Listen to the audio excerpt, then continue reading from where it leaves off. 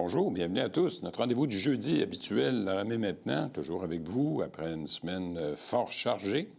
On ne parlera pas de hockey, mais on va surtout parler de la semaine électorale que l'on a connue. On va y revenir, bien sûr, au cours de l'émission avec un des gagnants de cette élection fédérale qui a eu lieu lundi dernier.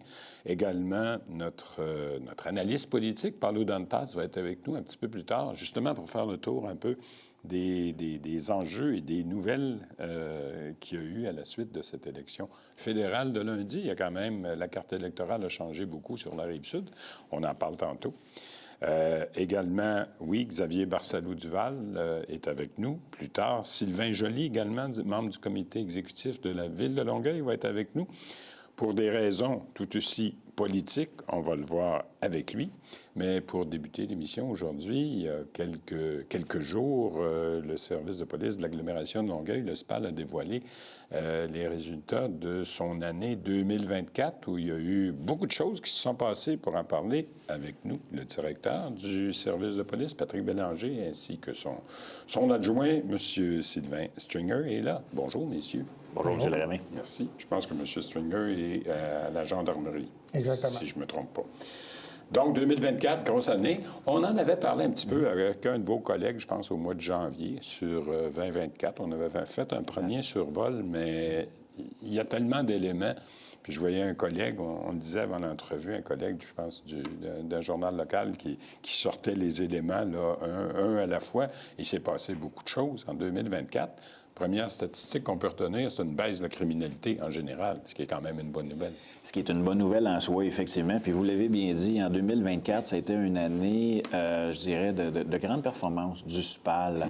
Oui, on s'enorgueillit effectivement d'une statistique, comme vous mentionnez, une baisse de 6 de la criminalité générale. 6 Par contre, et c'est là qu'on amène quand même un bémol par rapport à notre bilan des activités, c'est que nous avons quand même une hausse de 12 sur nos interventions policières. Oui, c'est ça. Donc, une hausse d'appels à la centrale 911 qui a amené une hausse à 163 000 appels à la centrale 911 cette année. Exactement. Quelques pockets de calls à travers tout ça, mais quand même. Quelques-uns, tout à fait. Mais somme toute, beaucoup, ça a amené quand même une hausse de 12 comme je le disais, de déplacements policiers. Ça. Donc, ce qui est quand même pas rien sur la charge de travail de nos policiers. Encore une fois, justement, on parle de ces appels-là. Parlons-en tout de suite.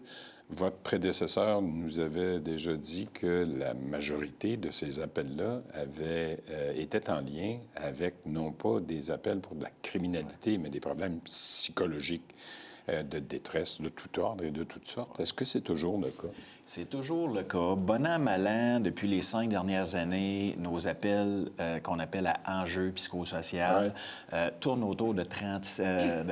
plutôt, nos appels de nature criminelle sont à la hauteur d'environ 37 bon an, mal an. 63 donc, exactement. Plus de la moitié sont des appels et des enjeux psychosociaux. Ce qui est énorme, puis c'est énorme, puis ça a des enjeux et des répercussions sur votre service, sur la façon dont vous devez intervenir, que vos hommes et vos femmes doivent intervenir sur le terrain. Tout à fait. Tout à fait. Puis si on prend l'exemple de 2024, encore une fois, nous sommes en hausse dans ce genre d'intervention policière-là. Une hausse de 4 pour 2024, c'est ce qui n'est pas rien. Puis vous avez tout à fait raison. Comme service de police, l'ensemble de nos membres doivent... davantage se faire former, beaucoup d'apprentissage à faire, beaucoup de cohabitation avec les différentes clientèles sur le territoire qui ont des enjeux psychosociaux. On pense aux personnes vulnérables, à la toxicomanie, l'itinérance également. L'itinérance, maintenant, qui prend de plus en plus de place aussi. C'est une autre clientèle. C'est un peu la même, là. Oui, tout à fait. Donc, nos policiers doivent évidemment ajuster leurs interventions. Puis, n'oublions pas que le SPAL est beaucoup axé sur le modèle de police de concertation. Donc, nous travaillons ça avec nos partenaires. C'est pas juste un enjeu de sécurité publique, il y a un enjeu de santé, un enjeu social à travers ça. Et nos nombreux partenaires nous soutiennent dans ces opérations. Vous avez toujours votre programme réseau. Tout à fait. Qui a été reconduit, je pense, in extremis. Ce En qui tout cas, est il a été intéressant de reconduit. dire maintenant, c'est que Réseau n'est plus un projet au sein du SPAL, c'est vraiment une section proprement dite. Permanent. L'agglomération a consenti à nous donner le financement nécessaire pour maintenir la section Réseau. Donc, pour nous, c'est une fierté d'avoir 23 policiers, 2 intervenants sociaux qui travaillent à plein temps sur les enjeux psychosociaux sur le territoire. Bien, c'est ça, quand on parlait d'enjeux sociaux, là, vous avez des policiers, par exemple, il y en a presque un en permanence, je pense, dans les fameuses maisons chez Lise, à Longueuil, parce que c'est un noyau là, assez important au niveau des Exact. enjeux. C'est un secteur couvert par nos policiers Réseau Oui, et bien effectivement, couvert. ils sont omniprésents. Absolument. Ça, c'est un volet. Il y a aussi tout le volet enjeu avec les jeunes, la criminalité, la sexualité aussi. Là également, vous intervenez beaucoup parce que c'est un problème qui est pas en explosion, mais en expansion. Bien, vous avez tout à fait raison et ça fait partie de nos priorités d'intervention. Vous savez, on a des outils au sein du SPAL qui nous aident à intervenir auprès de la jeunesse. Et si je reviens au bilan, oui, il y a une légère baisse au niveau du nombre de jeunes qui ont été interpellés ou arrêtés par notre organisation. Cependant, on a quand même 18 des crimes qui sont commis sur le territoire sont commis par des juvéniles. Okay. Donc, pour nous, c'est un angle dans lequel on travaille fort. Je rappelle qu'on a mis en place, il y a un peu plus, maintenant presque 2 ans, le groupe Contact.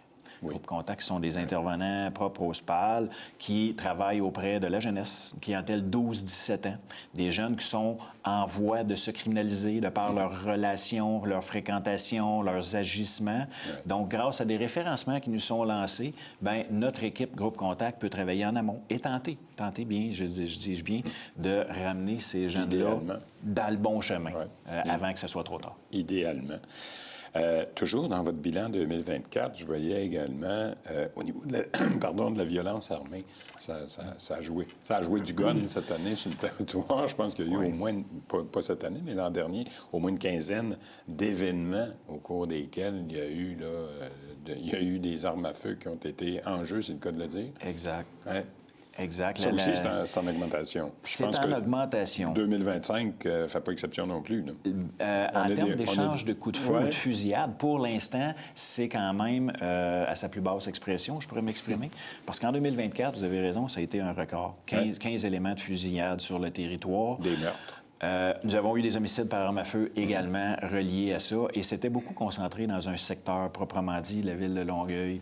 Et rapidement, nous nous sommes retournés, je vous dirais, M. Laramé, et nous avons mis en place une équipe dédiée. Nous avons appelé ça le projet Soprano, qui a travaillé fort pour contrer cette violence urbaine-là. Qui a permis 122 arrestations. J'allais vous le dire exactement. En moins de 5 mois, 122 arrestations en lien avec la guerre du contrôle du territoire pour la vente du Ça fait la différence? Ça a fait une énorme différence parce que depuis, effectivement, et il faut toujours toucher du bois, mais les éléments de violence armée ont nettement diminué au courant de l'année 2024. Et si on regarde au moment où l'on se parle en 2025, si je me souviens bien, nous avons seulement qu'un événement de violence par arme à feu au moment où l'on se parle. Ça fait une énorme différence. Une énorme différence. Parce que je pense que c'est vous qui me l'aviez dit, ou un de vos collègues, il y avait quand même, tantôt on parlait de territoire, puis de partage ou de non-partage de territoire, parce que les crimes par arme à feu, c'est souvent pour ça, pour la drogue. Et il commençait à y avoir des gros joueurs. Quelqu'un m'avait dit de chez vous, là, sur la Rive-Sud, sur le territoire de l'agglomération de Longueuil, je pense à Brossard, même à Boucherville. Tout à fait. Ouais. Et c'est là que le SPAL se mobilise et a toujours des initiatives prêtes à intervenir et à contrer, évidemment, cette violence urbaine-là. Ça fait partie de nos priorités organisationnelles. C'est clair. Également, je pense qu'il y a un effort qui est mis au niveau des ce que vous appelez les cold cases, donc les causes non résolues. Exact. Vous en avez résolu 2, je pense, en 2024, qui avaient été largement médiatisés. Je pense à la jeune...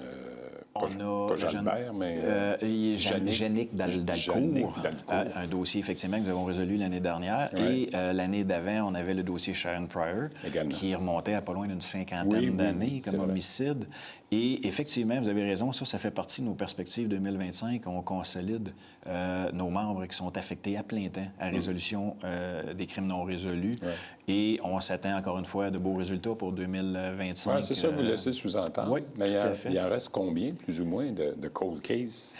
Dans nos dossiers, Ouais. dans nos archives propres au service de police de l'agglomération de Longueuil, là, ça tourne autour d'une 50aine de dossiers non résolus qui datent depuis nombre d'années, dans lesquels nos policiers travaillent activement. Ils travaillent toujours. Absolument. On va revenir avec M. Stringer dans quelques secondes. Il me restait un élément, par exemple, que je voulais valider avec vous. Toujours dans le bilan 2024, on apprend qu'il y a 1226 petits monsieur et petites madame qui sont toujours recherchés par le service de police de l'agglomération de Longueuil pour des mandats qui n'ont pas été exécutés de toute évidence. Alors, ce sont des criminels qui sont en liberté. Ça vous fait pas mal de monde à courir après? Oui, tout à fait. Et c'est pour ça que cette année, on développe une initiative. On crée une section de localisation de personnes recherchées, justement pour traduire devant les tribunaux ces personnes qui, au moment où l'on se parle, tentent évidemment d'échapper à la justice. Ben oui. Donc, nous allons, à compter de 2025, mettre beaucoup d'énergie pour essayer de les trouver. relocaliser ces personnes-là, exactement, et les serait pas traduire bête. devant les tribunaux. Ça serait pas bête, M. Stringer. Je vous avais aussi demandé d'être là parce que je sais qu'il y a des patrouilles spéciales, justement, du SPAL qui vont être mises en service presque dans quelques heures, vous m'avez dit tantôt.